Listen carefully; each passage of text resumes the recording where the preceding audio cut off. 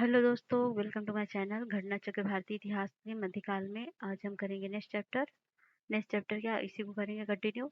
और आपको पता ही होगा यूपीएससी पीसीएस एग्जाम और आरओ जितने भी एग्जाम स्टेट के होते हैं और सेंटर के उससे बहुत सारे क्वेश्चन प्रीवियस ईयर के होते हैं और with explanation and theoretical part तो उसके साथ होते हैं। तो अगर आपको ये पसंद आ रहा है सीरीज तो इसको लाइक करिए, शेयर करिए, सब्सक्राइब करिए।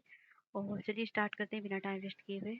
ओके, तो करेंगे आज दिल्ली सल्तनत कला एवं स्थापत्य के बारे में।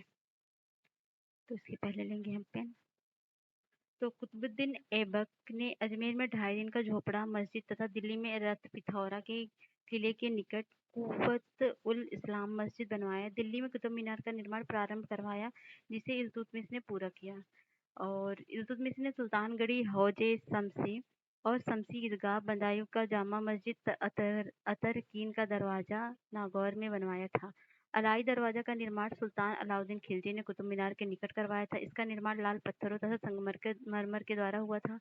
यह 1311 में बनकर तैयार हुआ। अलाउद्दीन खिलजी ने निजामुद्दीन औलिया की दरगाह में जमात ए खाना मस्जिद हजार सितून हौजे अलाई का निर्माण करवाया था।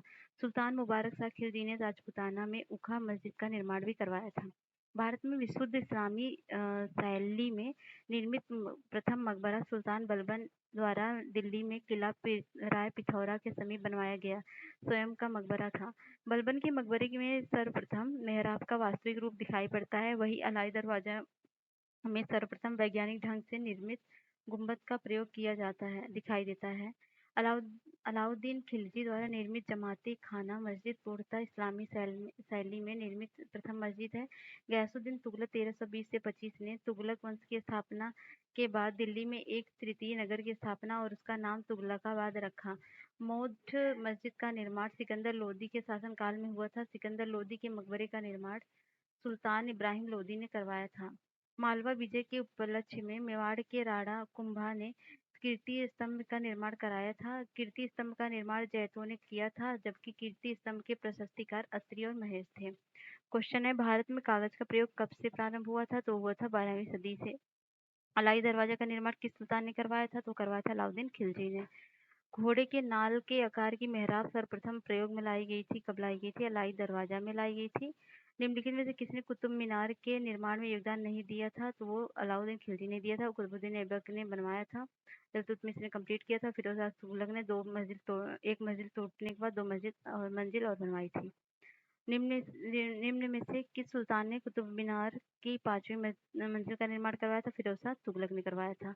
भारत में प्रथम मकबरा जो शुद्ध इस्लाम शैली में निर्मित हुआ था वो कौन सा था? वो बलबन का मकबरा था।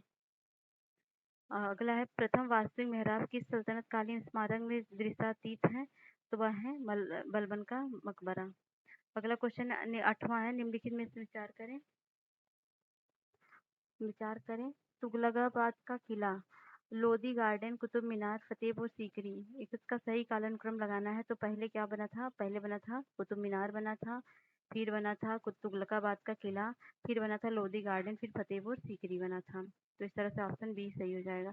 तो गयासुद्दीन तुगलक ने तुगलक वंश की स्थापना 1320 से 25 तक चली थी। एक तृतीय नगर की स्थापना और उसका नाम तुगलकाबाद रखा।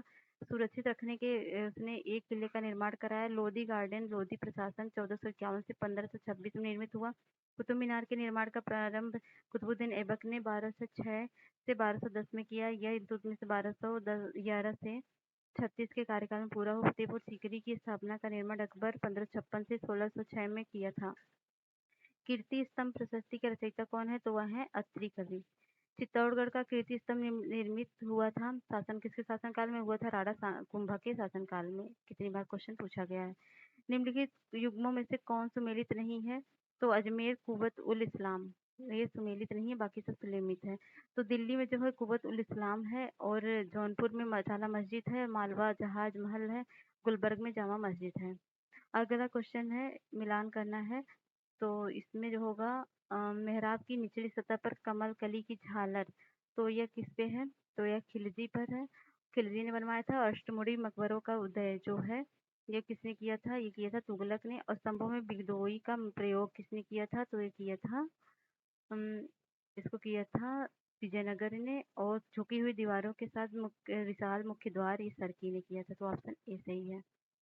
यहाँ पर दिया गया है दिल्ली सल्तनत साहित्य। दिल्ली सल्तनत साहित्य।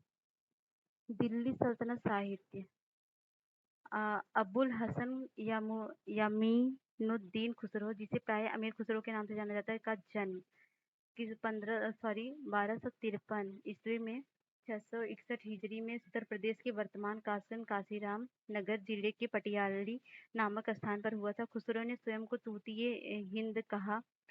वह 8 वर्ष की आयु में ही कविता रचने लगा था। ऐतिहासिक विषय को लेकर उसकी पहाड़ी मसनवी किरान उस सादेन है।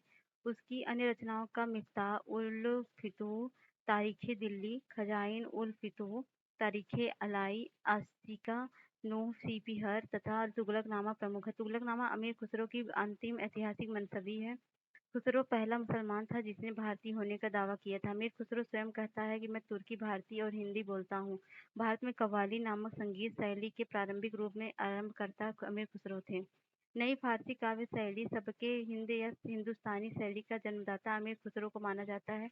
उसका कहना है कि न लफ्ज हिंदी वस्त अज फारसी कम, अर्थात हिंदी का शब्द फारसी से कम नहीं है। संगीत यंत्रों तबला एवं सितार का प्रचलन 13वीं शताब्दी में अमीर खुसरो ने ही किया था। भारत में फारसी साहित्य का विकास मुस्लिम विजेताओं के आगमन के प्रारंभ में हुआ था। यहाँ इसे एक नवीन रूप प्रदान किया गया। दिल्ली सल्तनत की स्थापना के बाद फारसी को राजभाषा का स्थान प्रदान किया गया।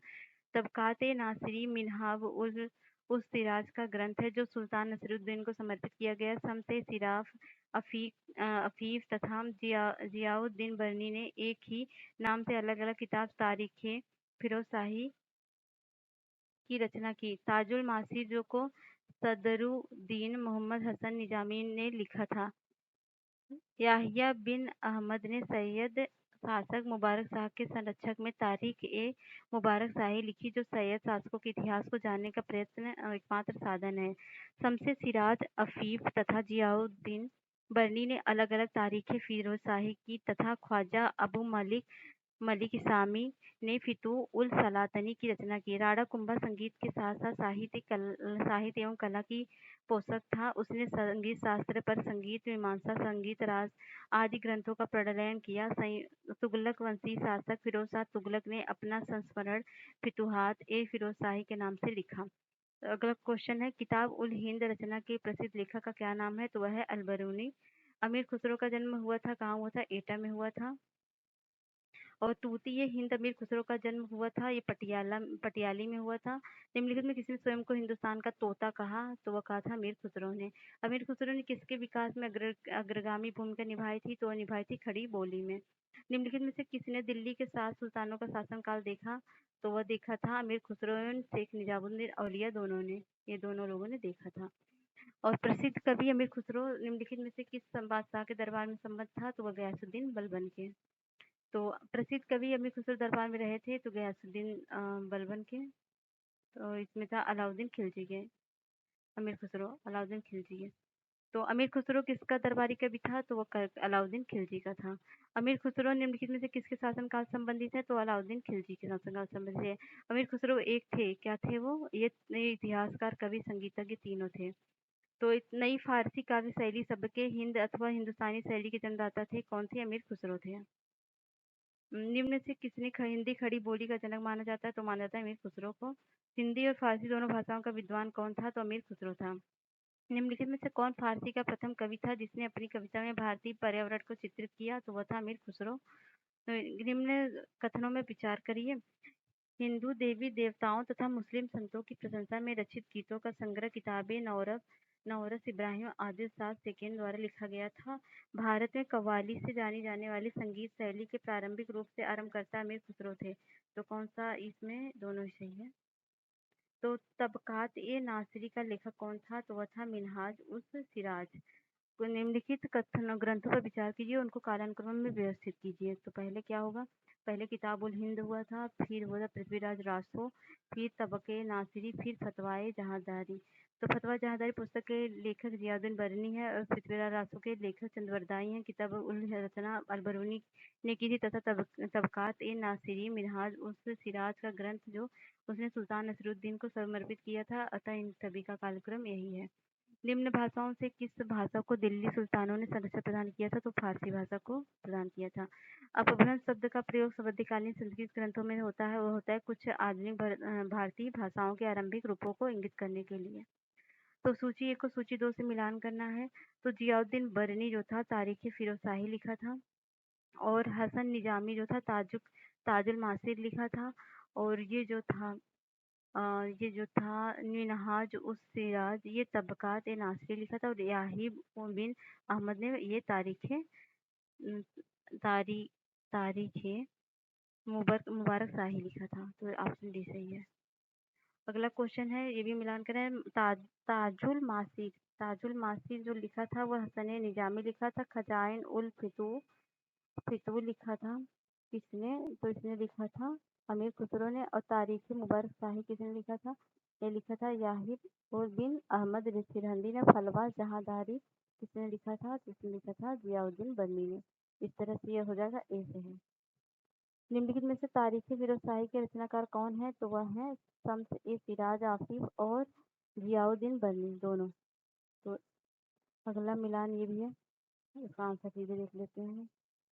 सी होगा। तारीख हिंद अलबरूनी, तारीख दिल्ली खुसरो और रेहला इब्न बज्जा और तबकात ए नासिरी मिनहाज ने लिखा था।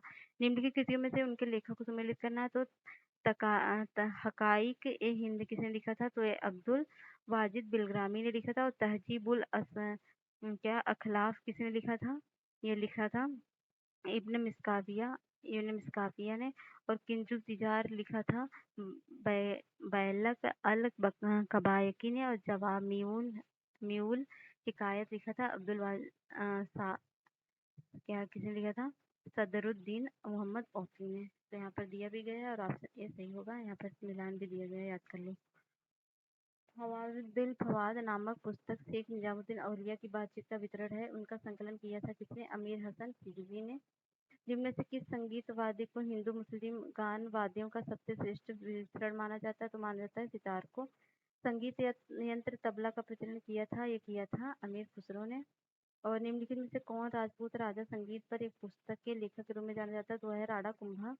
और निम्नलिखित में से कौन सा युग्म सुमेलित है? पंडित भाव भट्ट और उस्ताद चांद खान रंग चंद्रिका संगीतराज। तो ये जो है ये है पुंडरीक विट्ठल और रागमाला। ये जो है ये सुमेलित है, बाकी से सुमेलित नहीं है। यहाँ पर दिया है, ये पढ़ लीजिए आप। यहाँ पे मिलान करना है तो ये कर लेते हैं। रागमाला किसने लिखा था? पुंडरीक विट्ठल ने। और रस कौमुदी किसने लिखा था? श्रीकंठ ने। और राग विमोद कौन लिखा था? सोमनाथ ने। और चतुर्दंडी प्रकाशिका वेंकट रमन ने। तो इस तरह से ऑप्शन ए सही हो जाएगा, यहाँ पर दिया गया है। और दिल्ली का वह सुल्तान जिसने अपने संस्मरण में लिखा था वो लिखा था फिरोज तुगलक ने। तो इस तरह से ये सारे क्वेश्चन हो गए हैं। तो अगले वीडियो में करेंगे अगला चैप्टर। एक्चुअली यहाँ थोड़ी प्रॉब्लम है तो हम नेक्स्ट वीडियो में करेंगे आगे का। मिलते हैं नेक्स्ट वीडियो में, तब तक के लिए बाय बाय। अगर आपका चैनल पसंद आ रहा है तो प्लीज़ लाइक करिए, शेयर करिए, सब्सक्राइब करिए। ओके बाय, आपका दिन शुभ हो। जय हिंद।